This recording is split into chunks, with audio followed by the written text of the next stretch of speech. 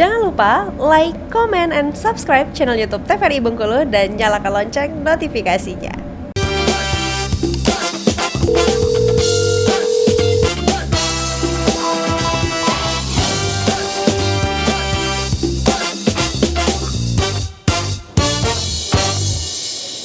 Halo pemirsa TVRI Bengkulu, bagaimana kabar Anda? Semoga sehat dan juga tetap semangat menjalankan aktivitas seperti pada biasanya, karena cuaca pada hari ini juga sangat cerah ya, sehingga meningkatkan semangat kita pada hari ini. Senang sekali pemirsa, Sahelda Amelia kembali menjumpai Anda dan akan menemani Anda dalam 1 jam ke depan di program kesayangan kita, Dokter Kito Besamo Kita Sehat. Nah pemirsa, tema kita di Dokter Kito hari ini akan membahas terkait dengan permasalahan kesehatan yang paling sangat umum ya di kalangan masyarakat, dan ini juga dapat menurunkan kualitas hidup seseorang. Maka dari itu sangat penting untuk kita mengetahui bagaimana cara pencegahan dari penyakit ini. Tema kita hari ini akan membahas terkait dengan GERD atau asam lambung. Dengan narasumber yang telah hadir hari ini, kita akan mendengar penjabaran dengan sangat lengkap. Langsung saja kita sapa. Yang pertama ada Dr. Lisda Naomi. Halo Dr. Lisda. Halo Helda. Bagaimana kabarnya? Luar biasa. Sudah lama tidak kita ya. Iya, sudah lama tidak berjumpa ya dokter ya, dengan suasana baru di 2025. Harapannya untuk Dokter Kito di 2025 seperti apa dokter? Tentunya pasti kalau di tahun sebelumnya, di tahun 2024 Dokter Kito sudah bisa memberikan banyak edukasi untuk masyarakat di Bengkulu, maka harapannya semakin lagi gitu, dan bisa berdampak pada peningkatan kualitas kesehatan gitu. Jadi kami pun akan merasa di Vaskes Primer itu bahwa memang kualitas kesehatan dari masyarakat itu semakin baik. Dengan semangat baru ya dokter Iya, Lisda ya. Oke. Selanjutnya juga ada Dokter Wenti. Halo Dokter Wenti. Halo Mbak. Bagaimana kabarnya? Alhamdulillah baik. Kemarin liburan kemana sih? Di Bengkulu aja sih. Bengkulu aja tapi liburan ya. Iya. Bagaimana melewati 2024 lalu? Banyak sekali ya momen-momen, terutama di Dokter Kito. Kita udah sampai 1 tahun kemarin Iya, ya. Betul. Sekarang memasuki babak baru ya, 2025. Semoga semakin menyala. Baik, semakin menyala, tidak padam ya. Nah hari ini kita akan membahas terkait dengan GERD, Dokter Lisda dan juga Dokter Wenti ini. Tapi sebelum kita ke penjabaran materi antara GERD dan juga MAH, karena banyak yang bilang sama nih, karena bagaimana melihat dari definisi dan juga perbedaannya dulu nih Dokter Lisda? Oke, jadi kalau kita bilang ya dok ya, mungkin kalau di masyarakat awam sih memang persepsinya antara GERD dengan MAH itu hal yang sama. Hal yang sama gitu ya. dulu ya. Jadi karena udah keburu mendarah daging gitu ya. Gitu ya dok. Jadi memang susah ya untuk dirubah gitu. Jadi masyarakat itu kebanyakan memang akan memahami bahwa MAH itulah juga GERD. Gitu. Betul. Dan kami pun jadi dokter yang ada di Vaskes Primer itu kadang-kadang menjelaskan bahwa yaudah Bu, yang kalau bahasa awamnya gitu ya. Jadi setelah kita pakai bahasa medis, kita translate ke bahasa awam supaya lebih mudah dimengerti. Itu kami juga akhirnya menyebutnya ya kurang lebih asam lambung gitu. Tapi sebenarnya pada GERD itu adalah suatu kondisi yang lebih spesifik gitu. Jadi dia lebih khusus kita sebutnya. Kenapa lebih khusus? Karena di situ ada kata reflux. Jadi ada kata aliran balik gitu. Jadi memang betul dia berkaitan dengan asam lambung gitu ya. Makanya kalau orang awam kan taunya MAH itu asam lambung gitu ya. Ya masuk juga sih ya kalau dimasuk-masukin gitu ya. Nah, tapi mungkin yang kondisi khususnya itu adalah karena GERD-nya itu berarti ada aliran balik. Jadi asam lambung yang ada di lambung itu yang harusnya tempatnya cuma di lambung aja gitu ya, untuk mengasamkan makanan yang masuk ke dalam, lalu kemudian pada kondisi GERD itu dia naik ke atas gitu, masuk ke dalam kerongkongan kita. Nah, itulah yang disebut dengan GERD itu sebenarnya. Tapi banyak yang salah persepsi juga ya dokter ya. Iya betul. Nah kalau untuk pemicu sendiri nih Dokter Wenti, karena kan ini kan termasuk ke kasus yang paling banyak juga ya asam lambung di kalangan masyarakat. Untuk pemicu utamanya apa sih dokter? Ya, mungkin sebelum kita masuk ke pemicu, perbedaan yang signifikan dari gejala juga bisa kelihatan ya dok ya. Kalau GERD dan MAH atau dispepsia, biasanya kalau MAH itu nyerinya lebih ke ulu hati, ya, di bawah dada, di tengah-tengah. Nah kalau si GERD ini kan tadi ada reflux.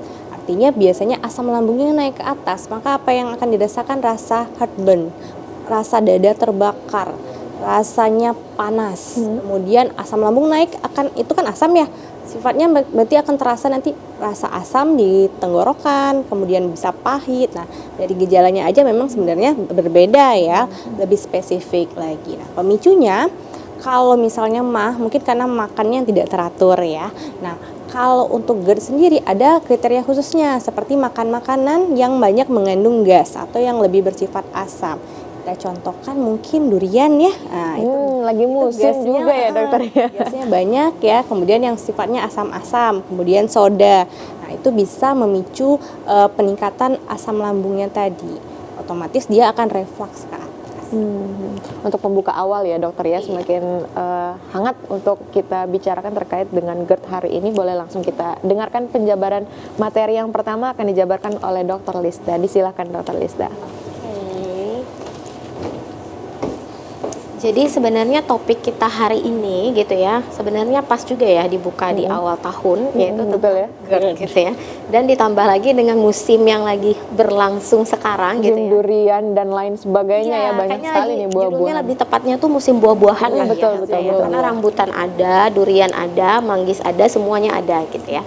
Dan itu ternyata bisa menjadi salah satu faktor pemicu seperti yang sudah dijelaskan oleh Dr. Wenti tadi. Jadi kita lihat dulu dari definisinya ya, atau pengertiannya, bahwa GERD itu kalau kita mau panjangkan dulu, ini sebenarnya singkatan ya, makanya dia huruf besar semua, huruf kapital semua ya, yaitu gastroesophageal reflux disease ya. Jadi ada kata reflux di situ dan juga ada kata gaster ya. Jadi ini adalah suatu keadaan patologis. Patologis itu artinya yang sebuah penyakit gitu ya. Jadi yang nggak semestinya terjadi gitu ya. Dimana cairan dari asam lambung ini kan berarti memang sudah selayaknya dan seharusnya dia berada di lambung gitu ya. Nah tapi kemudian dia mengalami reflux seperti yang sudah di overview awal ya. Reflux itu berarti ada aliran balik, jadi harusnya dia ke bawah gitu ya setelah dia mengasamkan makanan yang masuk, lalu makanannya sudah bercampur dengan asam lambung itu akan masukkan ke dalam usus gitu ya, berikutnya di tahap berikutnya setelah lambung. Tapi ternyata ada cairan asam lambung ini dia yang balik ke atas, Helda. Jadi harusnya ke bawah, dia malah ke atas. Iya betul. Itu yang disebut dengan reflux, aliran balik ya kalau bahasa sehari-harinya. Sehingga apa yang terjadi seperti yang sudah dijelaskan oleh Dr. Wenti tadi, bahwa dia masuklah ke dalam esofagusnya tadi ya, atau ke dalam kerongkongan lah gampangnya ya. Tempat kita untuk habis mengunyah lalu kemudian menelan lewatnya makanan. Sehingga muncullah gejala, namanya dia tidak seharusnya ada di sana, lalu kemudian ada di sana, tentu pasti akan menimbulkan menjadi permasalahan. Pasti akan menjadi masalah ya, karena seharusnya kalau sudah diciptakan di mana seharusnya dia berada di situ gitu ya. Nah sekarang kita lihat nih sebaran datanya atau angka kejadiannya dulu ya. Mungkin kalau tanpa melihat ini pun sudah bisa terjawab, itu banyak kasusnya gitu ya. Pasti masyarakat pun di rumah sudah tahu. Kalau ditanya gimana sebaran datanya, banyak dok, dah. Karena hampir kita tetangga ke sebelahnya lagi itu aja dia pernah semua gitu ya mengalami. Ya. Iya. Jadi kalau dari globalnya dulu nih, global berarti kita seluruh dunia lah ya. Itu dia tinggi banget ya, tertingginya itu di Amerika Tengah yaitu 19,6%. Dan terendah ternyata syukurnya tuh di benua Asia ya gitu 10%, terutama negara-negara Asia Tenggara, dan Indonesia kan masuk ya di situ gitu ya. Tapi ini pun sebenarnya angkanya cukup tinggi. Diperkirakan ini akan terus meningkat. Kenapa meningkat? Sebenarnya itu banyak ya kaitannya terkait dengan lifestyle di dalamnya, pola hidup, kemudian usia, proses penuaan dan lain sebagainya. Apalagi kita tahu bahwa di kehidupan sekarang kan kayak makanan-makanan junk food gitu ya, dan gaya hidup yang sudah semakin berubah.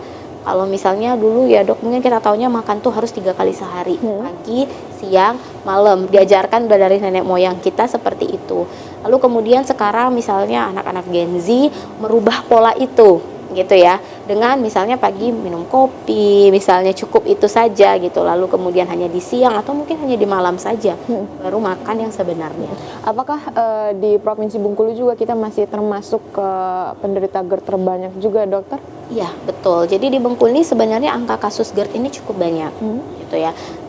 Dan kalau dibilang berdasarkan populasi usia, rata-rata semuanya bisa kena. Jadi usia muda maupun yang tua itu juga bisa terkena ini. Baik, akan kita lanjutkan lagi setelah jeda berikut ini. Pemirsa jangan kemana-mana, tetap saksikan Dokter Kito bersama Kita Sehat.